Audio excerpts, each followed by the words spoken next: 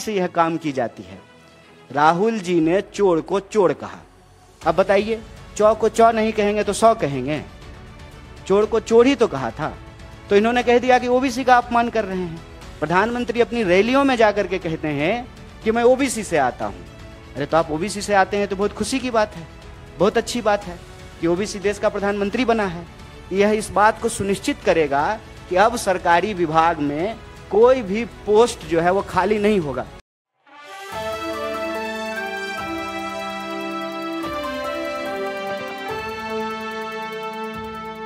नमस्कार, आप देख रहे हैं नेक्स्ट 9 न्यूज पॉलिटिकल बाइट और आपके साथ मैं हूं क्रांति सिंह।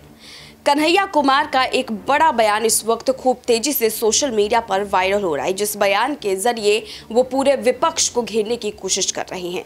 यहाँ पर वो सिर्फ और सिर्फ बीजेपी पर ही निशाना नहीं साध रहे हैं और उन तमाम नेताओं पर निशाना साध रहे हैं जो इस वक्त बीजेपी के साथ बी टीम का काम कर रही है। यहाँ पर कन्हैया कुमार के इस बयान को सुनने के बाद तमाम जनता अपनी अपनी तरफ से रिएक्शन भी दे रही है। हम चाहते हैं कि बीजेपी के खिलाफ जो कुछ भी कन्हैया कुमार ने कहा है वो आप भी जरूर सुनिए। देखिए हमारी खास रिपोर्ट। डिजिटल इंडिया का दौर है, तो डिजिटल इंडिया में, डिजिटल दौर में सबसे जरूरी चीज है डेटा।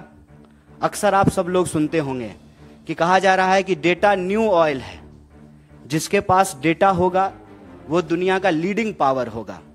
अगर ऐसी स्थिति है तो हमारी सरकार, भारत की सरकार, डेटा को इकट्ठा करने में, डेटा को तैयार करके डेटा देश को बताने में, जारी करने में इतनी हिचकिचाहट क्यों दिखा रही है? क्या कारण है इसका? आप सब जानते हैं कि जब भारतीय राष्ट्रीय कांग्रेस की सरकार थी, यूपीए 2 के दौर में 2011 में जनगणना हुआ और उस जनगणना की जो रिपोर्ट थी उसको तैयार किया गया। वह रिपोर्ट प्रकाशित होती, उसके बाद सरकार चली गई। 2014 में नई सरकार बन करके आई। तब से लेकर के हम लोग 2023 में हैं, अभी तक कोई डेटा जो है वो जारी नहीं किया गया है। आप सब लोगों को पता है कि 2021 में जनगणना होना था, 2021 में जनगणना नहीं हुआ है। दुष्यंत कुमार कहते हैं कि कहाँ तो तय था चिरागा हरेक घर के लिए, कहाँ चिराग मयस्सर नहीं शहर के लिए। डेटा जब इतना इंपॉर्टेंट है, जब हर चीज को गिना जाना जरूरी है, आप स्त्री गिनते हैं, पुरुष गिनते हैं, शिशु गिनते हैं, पशु गिनते हैं, तो फिर जाति गिनने में क्या दिक्कत है?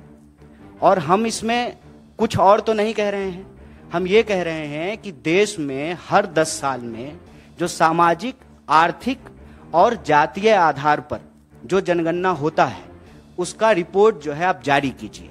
जो जनगणना 2021 में होना था 2023 हो रहा है, तो आप उस जनगणना की कार्रवाई को शुरू कीजिए, क्योंकि हर 10 साल में जनगणना होना है। और ऐसा तो है नहीं कि आज जनगणना शुरू हुआ है। आप सब जानते हैं कि इस देश में लगभग 150 साल से जनगणना हो रहा है, 150 साल से। और हम गिनते क्यों हैं? हमको संख्या को गिनने की जरूरत क्यों पड़ती है? इसका सीधा सा जवाब है, आपके घर में जितने सदस्य होते हैं उतना ही खाना बनाते हैं ना।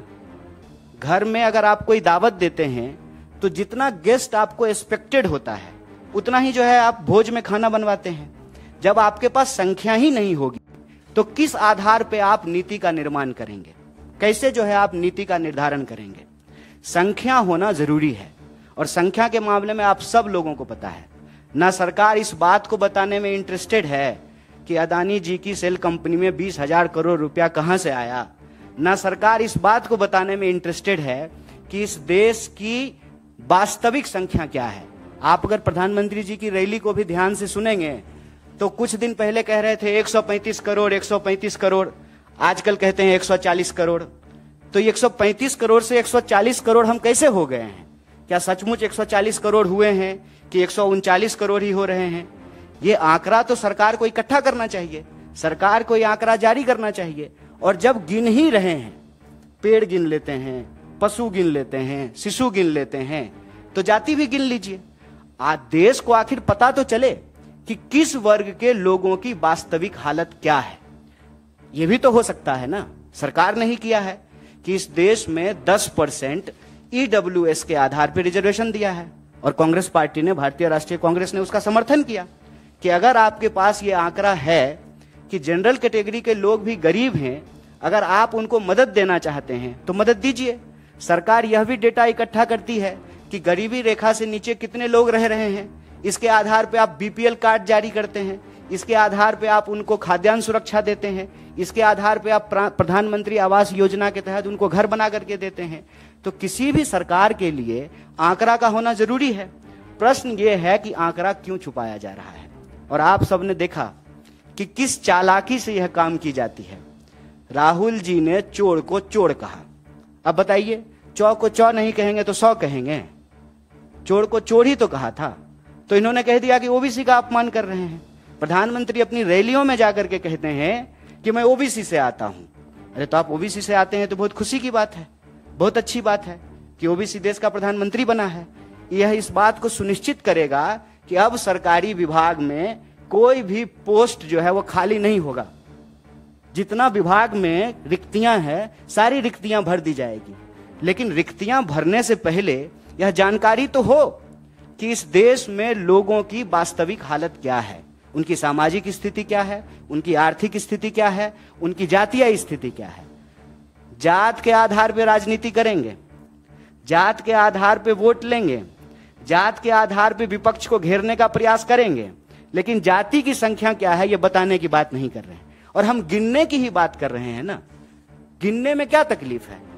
कहते हैं कि किसी भी राज्य का निर्माण कैसे होता है? 3 चीजों से होता है, संख्या, जमीन और संप्रभुता। तो संख्या तो पता होना चाहिए ना कि भारतीय राज्य की सीमाओं के भीतर कितने भारतीय रहते हैं, उनकी वास्तविक हालत क्या है, चाहे वो किसी भी वर्ग से आते हों। आज तो कोई भी ये नहीं कह सकता है ना कि रिजर्वेशन नहीं मिल रहा है। आज तो सबको रिजर्वेशन मिल रहा है। आज तो जनरल कैटेगरी को भी रिजर्वेशन मिल रहा है, ओबीसी को भी मिल रहा है, एससी को भी मिल रहा है और एसटी को भी मिल रहा है। और ये रिजर्वेशन तो बीजेपी नहीं दिया है। तो बीजेपी को यह बात स्पष्ट करना चाहिए।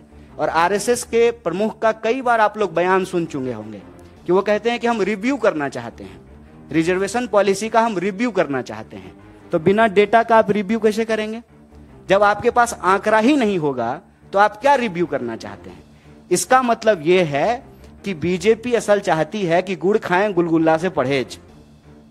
मतलब एक वर्ग को कह दें कि नहीं नहीं, गिनने की क्या जरूरत है, इससे समाज जो है उसमें जात पात फैलेगा, समाज में जातिवाद बढ़ेगा।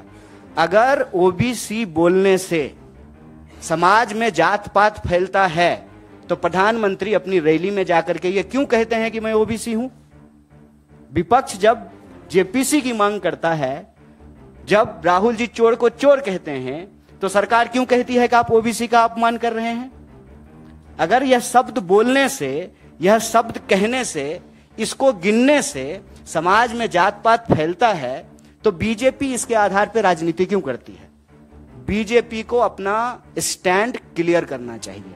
बीजेपी को देश की जनता को जाकर के बताना चाहिए कि आप जनगणना कराना चाहते हैं कि नहीं कराना चाहते हैं। और आप जनगणना कराना चाहते हैं तो जनगणना कराइए, जैसे बिहार में हो रहा है।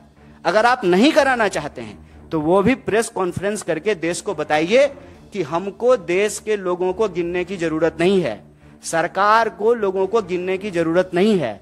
उनका दोस्त जो है ना वो डेटा इकट्ठा कर रहा है, जिसके आधार पे जो है वो चुनाव की नीति बना लेंगे।